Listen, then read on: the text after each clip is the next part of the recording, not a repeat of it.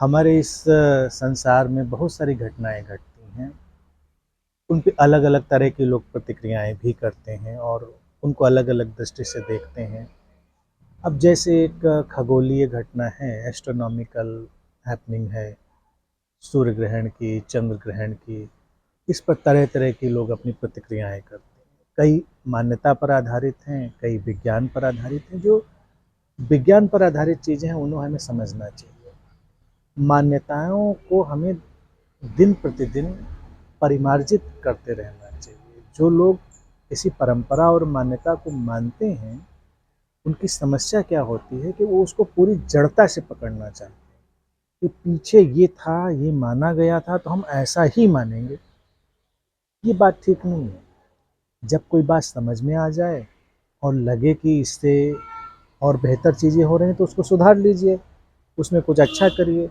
अब जैसे पहले भई मानते थे कि सूरज धरती के चक्कर लगा रहा है, फिर पता चला किसी खगोलीय अध्ययन से ही तो पता चला कि नहीं धरती लगा रही, तो बात खत्म हो गई, वो झगड़ा झंझट खत्म हो गया। अब ये ग्रहण पड़ते हैं तो इसका हमारे शरीर मन पर क्या प्रभाव पड़ता है, इसकी बहुत सारी चर्चा लोग करते हैं। यहाँ पर मैं देखता हूँ इन सब बातों का कोई पर्याप्त शोध तो हुआ नहीं है। मूल रूप से अगर देखा जाए तो कोई बहुत बड़ा अंतर या प्रभाव पड़ता हुआ दिखाई तो नहीं देता। अगर किसी को लगता है कि प्रभाव पड़ते हैं तो इस पर कोई वैज्ञानिक शोध हो गहरा, तब हम उस बात को समझें। और अभी तक विज्ञान ने इस पर कोई सहमति नहीं दी तो मुझे जानकारी नहीं, लेकिन हो सकता है कुछ शोध ऐसे हो भी चुके हों जो इससे अम, सरोकार न रखते हों। और यही संभावना पूरी है कि एक खगोलीय घटना है, उससे कोई बहुत अंतर पड़ना नहीं। हाँ, पहले मनुष्य था तो ऐसी ग्रहण जैसी घटनाएं होने पर वो विचलित हो जाता था, अचानक उसको लगता था अंधेरा छा गया और अचानक उसको कुछ दिखना बंद हो गया तो वो घबरा जाता था, उसको लगता था कुछ बड़ा भयानक, बड़ा खराब, कुछ बड़ा अशुभ हो रहा है। तो उस पर उसने अपनी कहानियाँ भी बनाई, उस पर उसने अपने अंधविश्वास भी बनाए, मान्यताएँ बनाई। लेकिन आज हम जब पूरी प्रक्रिया को जानते हैं तो उसको हम छोड़ सकते हैं, उन कहानियों में रुचि लेने का कोई प्रयोजन और प्रासंगिकता नहीं रह जाती। फिर इसी में एक प्रश्न और भी लोग पूछते हैं कि लोग कहेंगे कि ध्यान साधना के लिए, पूजा के लिए, इन सब के लिए इसका बड़ा उपयोग होता है या नहीं होता है, क्या होता है? तो इस पे मेरी हमेशा एक बात रही है जो मैंने अक्सर कही है कि जीवन में कोई भी परिवर्तन की घटना हो, वो हमारे ध्यान के लिए उपयोगी होती, इसलिए नहीं कि उसमें कुछ ऐसी तरंग पैदा हो गई, ऐसी ऊर्जा पैदा हो गई है जो कुछ नया पैदा कर देगी। नहीं, ना कोई ऊर्जा पैदा हो गई है, ना कुछ, जो जैसा है वैसा ही है। लेकिन कोई भी बदलाव, कोई भी परिवर्तन हमें अपने भीतर के अपरिवर्तनशील केंद्र की तरफ जाने में सहायता दे सकता है। बाहर परिवर्तन है तो हम उस परिवर्तन की पृष्ठभूमि में अपरिवर्तनशील को जान सकते हैं।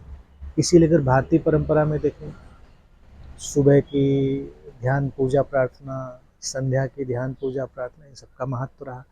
तो ऐसे ही अगर हम ग्रहण को भी देखें, कुछ बदल रहा है, कुछ परिस्थिति बदल रही है बाहर की, तो हम उस बदलाव की परिस्थिति का उपयोग कर सकते हैं।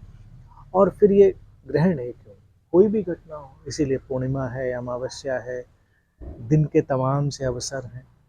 तो एक बात किसी भी साधक को अपने अंदर नहीं रखनी चाहिए कोई ऐसी विशेष ऊर्जा उसको उपलब्ध है, नहीं, विशेष स्थिति उपलब्ध है, थोड़ा अलग घट के वातावरण है, उसका सदुपयोग करिए। जैसे कभी आप अपने घर के रूटीनी सारे दिनचर्या के काम में व्यस्त थे, फिर आप अचानक जंगल चले गए, नदी के किनारे चले गए, पहाड़ों पे चले गए, कुछ बदला। तो उस बदलाव में अगर आप शांत बैठेंगे तो ध्यान में अपने केंद्र में, अपनी शांति में ज़्यादा अच्छे से चले जाएंगे। और रूटीनी जो जीवन होता है उसमें थोड़ा मुश्किल मुश्किल होता है, लेकिन जाया उसमें भी जा सकता है। तो इन घटनाओं को बस ऐसे ही देखना है कि एक परिवर्तन कुछ हुआ, सुंदर परिवर्तन था, हमने उस परिवर्तन का उपयोग अपने अंदर जाने के लिए किया, अपने को शांत अनुभव करने के लिए किया, ध्यान के लिए किया, तो हमारे लिए सहायक हो गया। इतनी सी बात है। तो चीज़ों को सामान्य ढंग से बिना किसी अंधविश्वास के, बिना किसी उनकी अलग व्याख्या के एक सुंदर घटना की तरह देखना है और एक अवसर के लिए तरह देखना है और उस अवसर का उपयोग अपने जीवन में संतुलन लाने के लिए कर ले, बस यही सब है।